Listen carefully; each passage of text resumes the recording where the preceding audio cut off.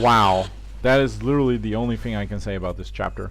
Every time I play this, chapter 5-2, the Burns fight on Godheart, I'm always amazed at how difficult it can be because there's so many enemies, they deal so much damage, and I always wonder, like, why weren't they this powerful when they were on my side? General tactic for this is you don't want to focus on Burns at all, unless strictly necessary. Due to what in my opinion is still a bit of a bad design, but it's also understandable design. Burns, his health will reset to a certain set amount if you go to a different phase. So if you go to, you can, if you do it in one romp, you can technically just kill him real easily and sort of skip maybe the last phase. But generally that's not doable because you will just die once in between maybe. And his hit points will reset. Now if you go over here in this position, one guy will spawn up top and one guy will spawn down there. Generally a grenade will hit him, but it won't here. Now Burns himself is really restricted in his movement. He has set patterns across all of the maps which you can master. For instance, unless you really aggro him heavily, like lure him over, he will never go to where I am right now. He might go close, and if I'm within range he might activate a melee rush. But generally there are safe locations in each mission, each checkpoint. And that backhand was completely unnecessary, but fuck it. The second part right here, like this is all just one checkpoint. You really got to rush in again. For the very simple reason is that there's going to be some extra marines popping in, and you want to kill them as soon as possible. And you really want to conserve your grenades here as well, just in case you want to deal with them. EMPs still work. Technically they shouldn't, but I think the excuse is that they scrambled their equipment or something. And it's good that they didn't sacrifice one whole gameplay mechanic for this boss fight, while they work really well against the other ones. Now this is a really good location where you can just wait them out, because they always come around this corner and they never go across the left side. Maybe it has something to do with their pathfinding. Here I'm quickly looking around, see if I can scrap some items together, but I can't, because I'm running out of shotgun shells as always. Now if you go in here, then immediately go back. As you saw, a couple more will spawn. Burns will sometimes go around the edge. What's really annoying about his Gatling gun shot, the one he does here with his shoulder cannon, once the last bullet has fired he will reload, but the incremental window between his shots and his reload is so little that's generally not worth it to pop back out. You'll always get like one bullet. Now there's still one more spawn if we head to the next cover. And here you see Burns kind of like rushing me in, but I go back here and then I'm generally safe, because he doesn't really go past this point. See? I would have made such a bad impression if he would have, but generally he doesn't. So I get a quick melee in and run back. And this will come in really in handy in the next, in the last part, because the part after this is just a monorail section. You can just wait it out. You don't have to deal a set amount of damage. And after that we have a small room. But the most important part here is the final. Just the final showdown, and what I use over there, I'm just going to quickly explain it, is I'm going to put him in what I like to call his loop. And Burns likes to, like I said, he only can go into certain directions, like he can only do certain paths. He feels like he's pre-programmed, like they literally just designed the paths, like he can walk here and then if he walks here then he walks there and so forth. He doesn't feel like he has free movement options, which is weird. Here I get really scared, by the way, because I don't have any ammo, so I really have to do it with melee only. And against two more guys and Burns mowing me down, just using a melee in the open, that's asking for it. And here I got really unlucky, and still managed to scrape by. I still don't know how I do it. Anyway, the loop, and what you want to do is, after you've killed all his allies in the last room, you want to go into the back, and once you're there, this is oh yeah, what you see right there, I can't start explaining.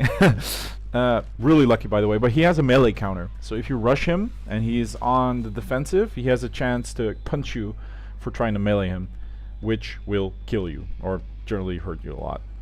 Again, back to the loop, and if you lure him to the back of the room, he will just go walking in circles. That's all he does. He goes from the right, he just goes in one big circle through the arena, and the downside is he'll pass you while doing a Gatling gun shot, but if you're at full health you can survive.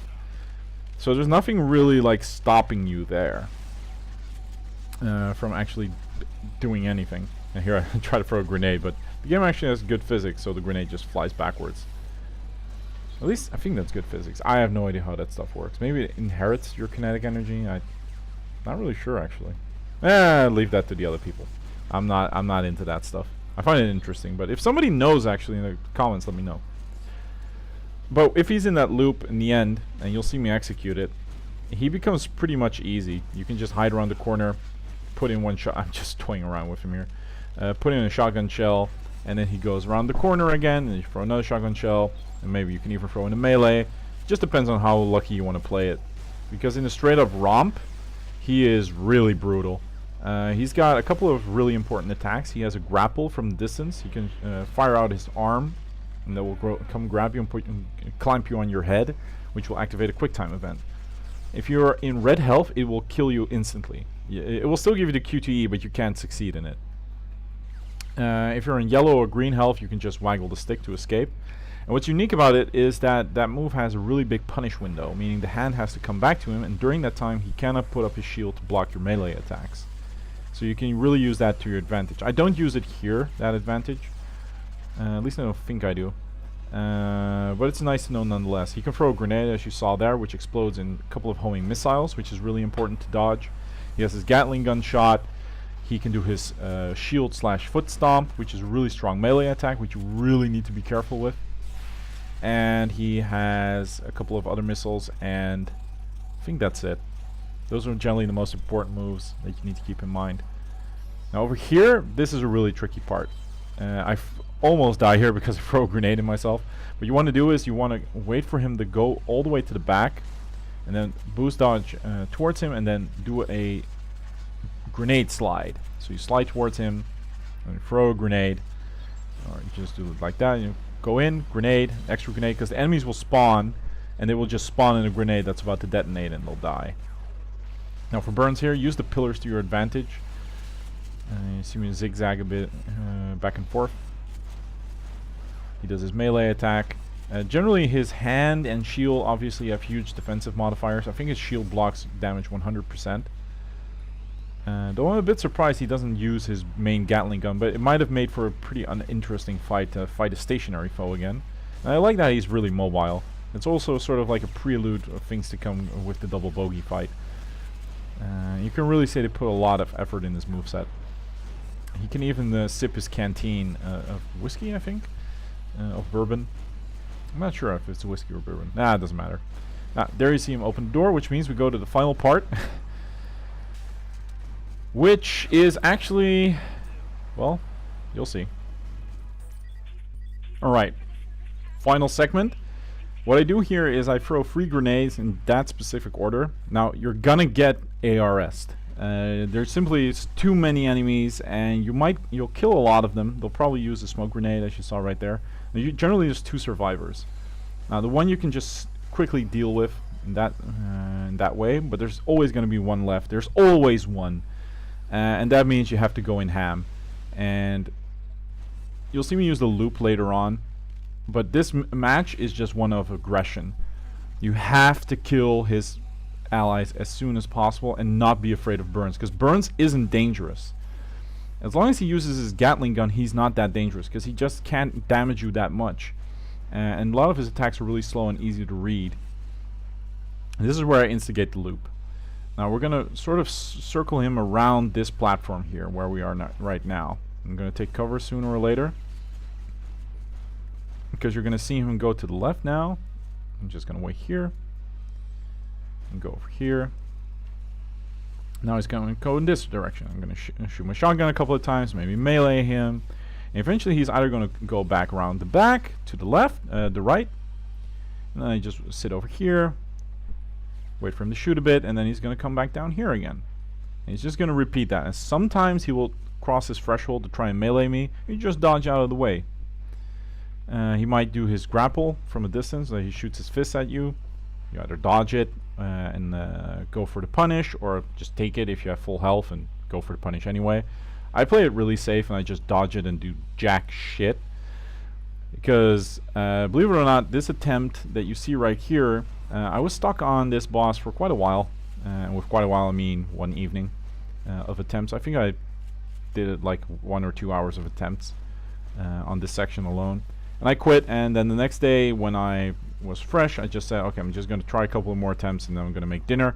And this was the first attempt, so like usually when I have to edit these videos, one element is like 1 hour, 2 hours long. This was 5 minutes, so it's really was an easy editing job.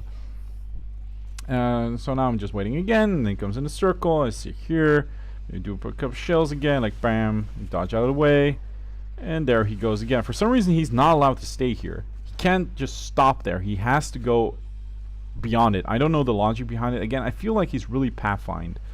That he really can't move freely in his own will, like he has these predetermined attack patterns. Maybe they did that to sort of balance the fight because he has so many extra enemies to him. But this is a pattern I'm seeing a lot in this entire boss fight. And even then I still cut it close. Like his Gatling gun can, it's not the strongest attack, but it can still rip you to shreds. And if we finish this one, then we just have 5-3, which generally I consider to be a separate game. It's not as difficult as, for instance, the people say the clones are in God of War. That it's really like completely made for just a certain setup. It's not. But the difficulty jump from 5-2 to 5-3 is so insane. Like generally people will be able to get past this one. But people that hit 5-3 sometimes don't even deal 5% damage to the dual bogeys before they die.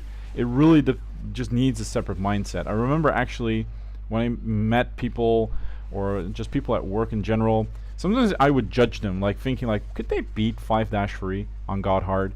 Is it in their personality? Because it really requires so much of you, both playing dexterity wise and also your personality, that you can actually take that punishment. And just one extra shotgun shell to finish it off, and Burns is a goner. So yeah, here we stand.